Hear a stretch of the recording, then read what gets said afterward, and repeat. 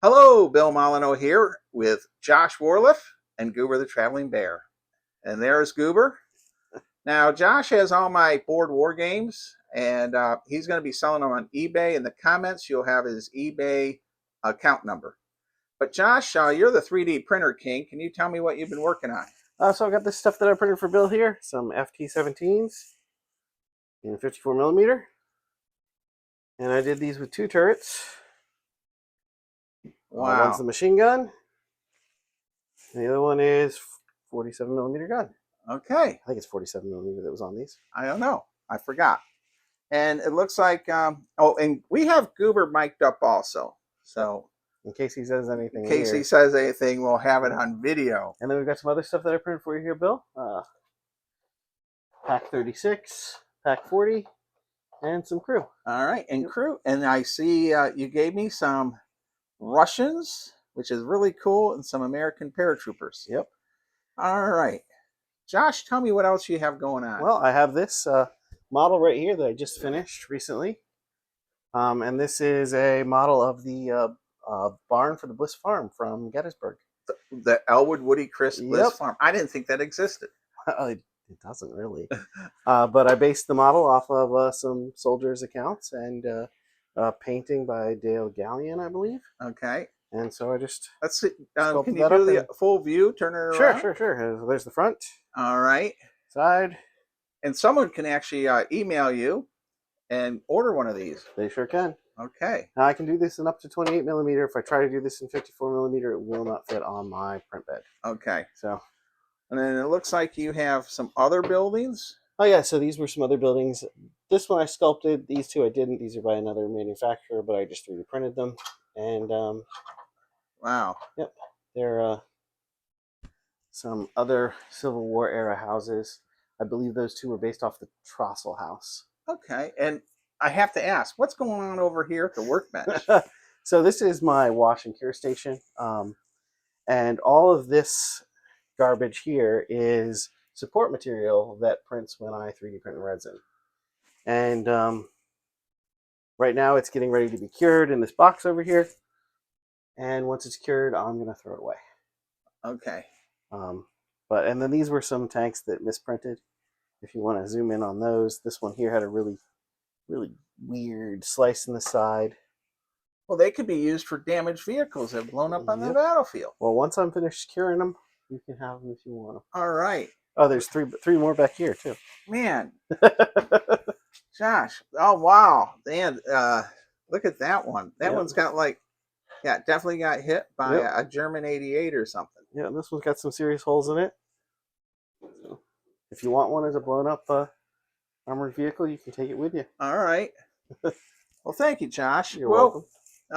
You're home alone right now. I am, yep. So why don't we put out some chairs and just chit chat about old times a little bit? Sounds good. All right, and we got Goober mic'd up too, so we'll see. We'll talk about whatever you want to talk about. Sounds like a plan. Oh, okay. All right. So we're here in my basement, and Bill and I are gonna have a little chat since we haven't done this in a long time. We get to spend some time together today, so we might as well talk about the world of wargaming in the old days. Yep. I remember when you came to the Gettysburg area gamers, and you were what, like 16? I believe I was 17, but 17? That's splitting hairs. And now you're 32. 43. And we have Goober with his mic. I don't know if he'll talk or not. Who knows what he'll say, right? But back then we were still. Well, I started gaming with the group when we were playing in the backyard of Greystone's historical, right, at Gettysburg, and then started coming up to O'Rourke's with you guys. We were upstairs at O'Rourke's. Reliance Mine Saloon. Reliance Mine Saloon. If you ever go to Gettysburg, the Reliance Mine Saloon is in the Quality Inn, and they've taken a couple hotel rooms and turned it into a coal mine. Right. Yep. And we used to war game in there, and it was really dark. Yes, it was really dark. So we would bring light bulbs and put light bulbs in the ceiling, and then we'd have to take them out at the end of the night. Yep. The one game I distinctly remember playing there was the Charge of the Light Brigade.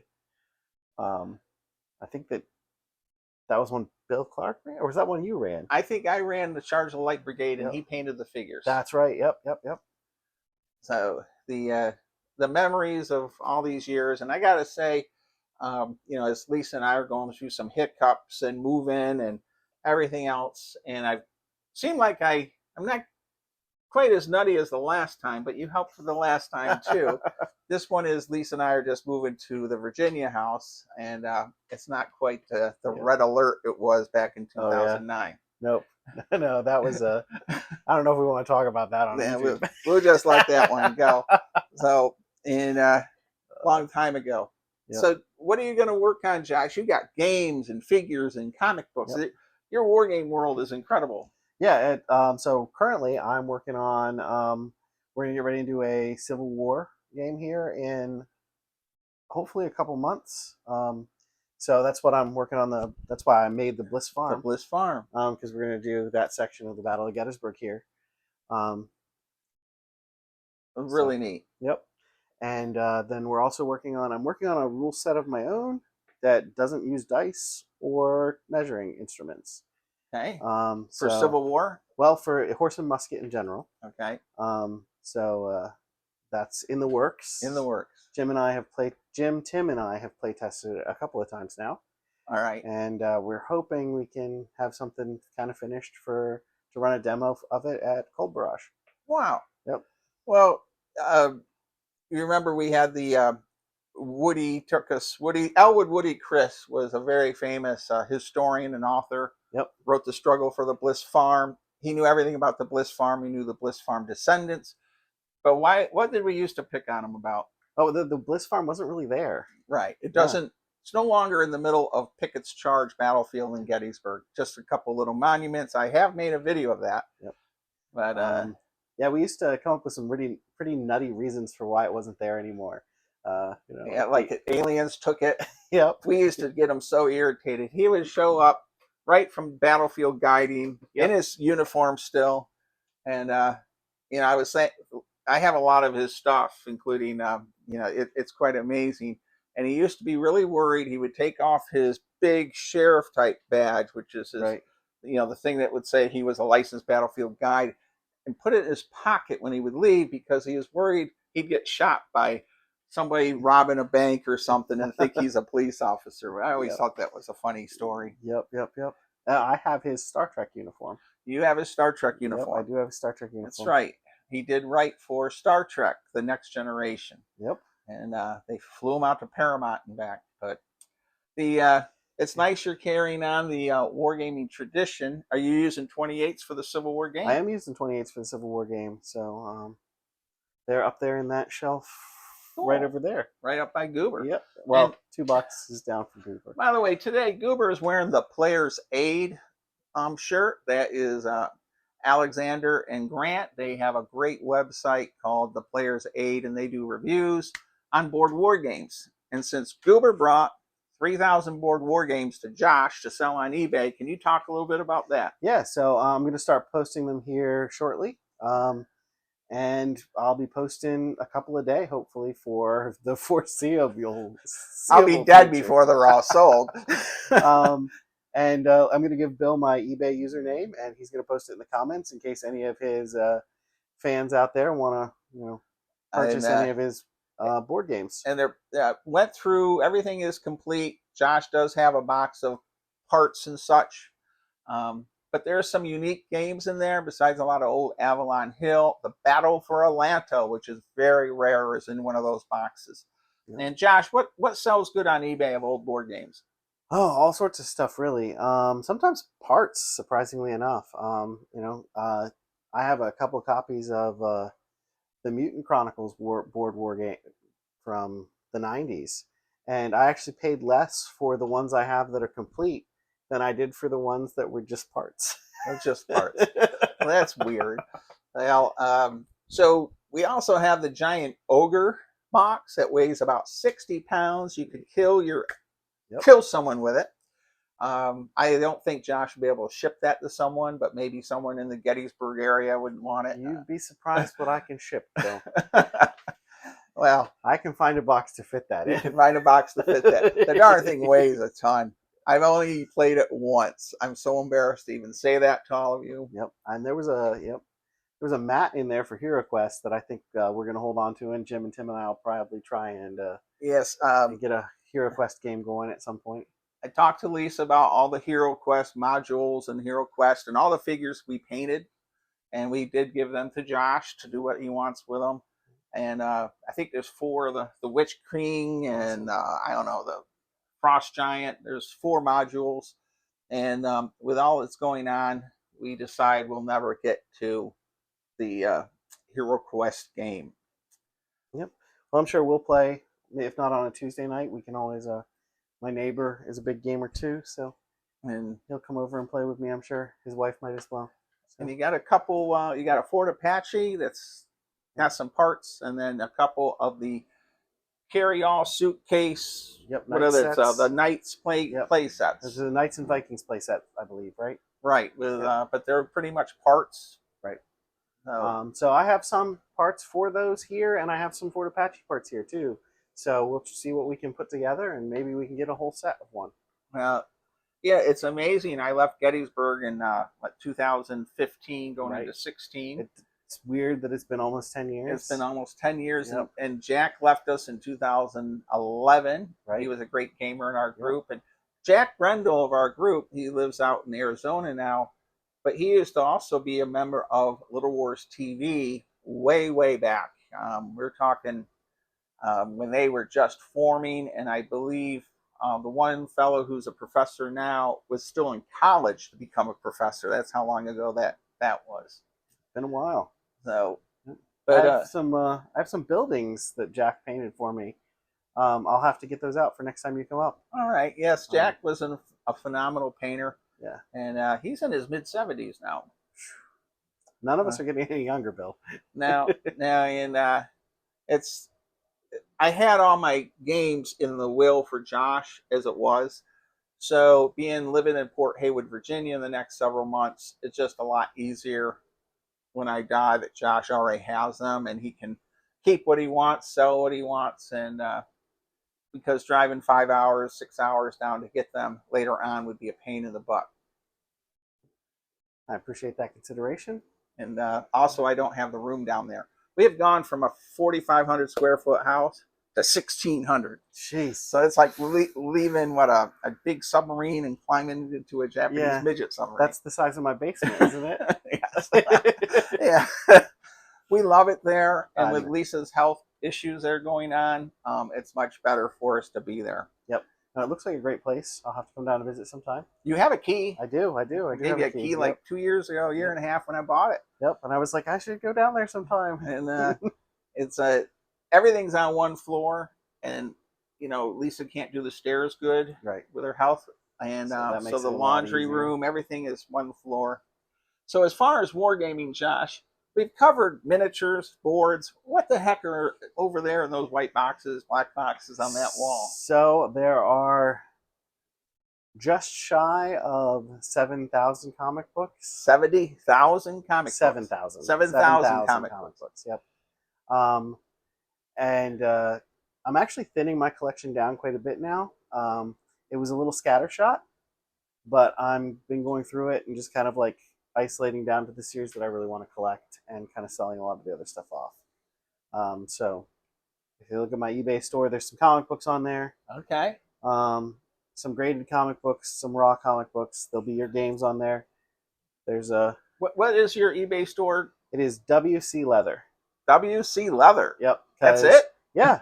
WC Leather. When I started out my eBay store, I was just making custom leatherwork stuff.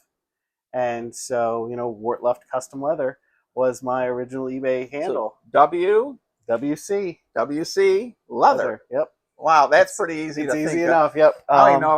I'll put it in the comments, but that's really easy, everyone. Yeah, so when I started that up, like back in 2000 and 2002 maybe, I was doing a lot of like custom leather work, and so I did a lot of wallets and stuff like that, and I would sell them on eBay. Wow. And at local crafts shows, and I had the feedback built up. I just never changed the name, product. And you have different products. Products now, but yeah. All right. Same username. Now, when I was wargaming the Star Trek the last couple nights, and I'm not getting a lot of views. Oh, guess what? This video is helping Kinston, North Carolina. Awesome. We are helping Wade Solowski, Skip, boy, the whole crew down there, Michael, the CSS News, the Kinston, North Carolina, the first Battle of Kinston. We already did Weiss Fork. Nice. So the first Battle of Kinston, they need some signs. So from here until December 31st, all the YouTube money goes to them. Awesome. But I'm taking all that YouTube money on January 2nd, putting it into my General Mills We Give. General Mills would match it. Awesome. It'll be my last time to use my We Give program, because when I retire, I will lose my matching funds. So right. Wade Solowski had a lot of different things he wanted to pick. So that's what we're doing. And I made a video of the first Battle of Kinston and my second trip down there. Josh wasn't there. Josh, you were there in Kinston. I was there in Kinston for the CSS News. Yeah, when we went down there, was that 3 years ago now? Yeah. And that was a great trip. And I had booked us some awesome hotels. Yep. The Mother Earth Lodge down in Kinston is amazing. I would go there again. Every other hotel we stayed at on the way there and back, they were bad. Was awful. You know, you get to one and the swimming pool was full of dirt. Yep. The one we got to, the first one we went to, had a big tarp over the front of the building, over the roof. So roof had a hole. Yeah, because something had hit the roof and there was a hole in it, or maybe it was a touchdown. I don't know. And then the entire from our room over, on the third floor was condemned. It was. They had signs that you couldn't walk past the balcony there. It was bad. Yeah, it was amazing. So, but we've had a lot of adventures. We've had a lot of people. You know, I'll talk when I do my games in my basement. How that basement's not much bigger than the wargaming room I had in Gettysburg, and how many people would get in there? Sometimes we get 20 plus in there. I think. Yeah. I remember the Tarawa game we had, and the little Bighorn game where Rob Wingert got mad that we had so many people show up. I think I missed that game actually, and there were still a bunch of people there because I was on call that night and got called into work, I think. So it's they're not so the Gettysburg area gamers has been defunct for a long time now, but Josh, Jim, Sean, and Tim are carrying on. Yep, a little bit. Yep. So Josh, what else we want to say before we close out? I can't think of anything else at the moment. Working on all sorts of fun projects. Tim, Jim, and I are working on a sci-fi game that we're going to run at Barrage in September here, and that's going to be based on the old Warzone rules. Well, not the Warzone rules. It's going to be based on the Warzone property and storyline, mixed with some Void and a little bit of War, perhaps. And we're taking all these old defunct sci-fi games and kind of doing a little mashup, and it should be a fun game. You're getting my Gamma World game. That I loved Gamma World when I was in high school. I bought a mint one. It's in the box, and I can't get Lisa to even understand Gamma World. I love her dearly, but she is not a war gamer. And so, Josh, I hope you will either sell Gamma World or enjoy playing it. Well, we can always plan a day to play Gamma World together too. Well, in my Chucklehead group, I plan on going to see them, Colonel Handsome and Walt and everyone. Once I'm retired, one weekend a month, I'm going to drive up to Walt's house and maybe crash on his couch. Cool. And still do stuff with the Chuckleheads. But there's a huge wargaming group right there in Yorktown, Virginia. Oh, yeah?